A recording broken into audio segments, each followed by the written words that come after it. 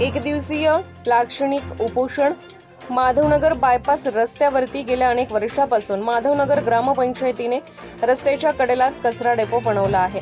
या कचरा डेपोवर मोकाट कुत्री मोठ्या प्रमाणात गोळा होत असून त्यामुळे रात्रीच्या अंधारात वारंवार या रस्त्याला अपघात होतात। काही अज्ञात लोक या कचरा डेपोला आग लावतात, त्यामुळे दूषित धुराचे लोट उठत असल्याने माधवनगरमधील नागरिकांना त्रासाला सामोरे जावे लागत आहे। या कचरा डेपो शेजारीच कबड्डीचे क्रीडांगण आहे। या क्रीडांगणावर 100-125 मुलं-मुली कबड्डी खेळण्यासाठी सकाळ संध्याकाळ एकत्र येतात। या धुरामुळे त्यांच्या आरोग्यावर परिणाम होत असून काही लहान खेळाडूंना श्वसनाचे आजार सुरू झाले आहेत।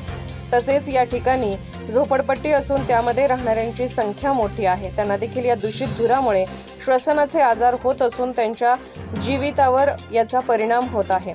याबाबत अनेक वेळा कचरा डेपो हटवण्याबाबत ग्रामपंचायत प्रशासनाला तोंडी आणि लेखी स्वरूपाचे निवेदन दिले आहे। मात्र ग्रामपंचायत प्रशासनाने आजवर कोणतीच कारवाई केली नसून आजही या ठिकाणी कचरा डेपो हा प्रश्न नागरिकांच्या जीविताशी खेळ करणारा ठरत आहे।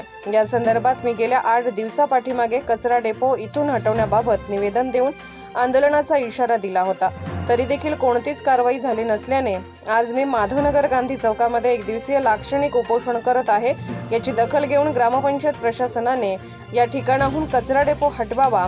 सन्माननीय पंतप्रधान नरेंद्र मोदी यांच्या संकल्पनेतून स्वच्छतेतून समृद्धीकडे या अंतर्गत गावासाठी घनकचरा प्रकल्प मंजूर करण्यात आला आहे। तो प्रकल्प लवकरात लवकर सुरू करण्यात यावा। कचरा डेपोपासून त्रास होणारे सर्व नागरिक, मैदानावर खेळणाऱ्या 100-125 मुलं-मुली आणि झोपडपट्टी धारकांचा विचार करून तीव्र स्वरूपाचे आंदोलन करू असा इशारा मी देत आहे।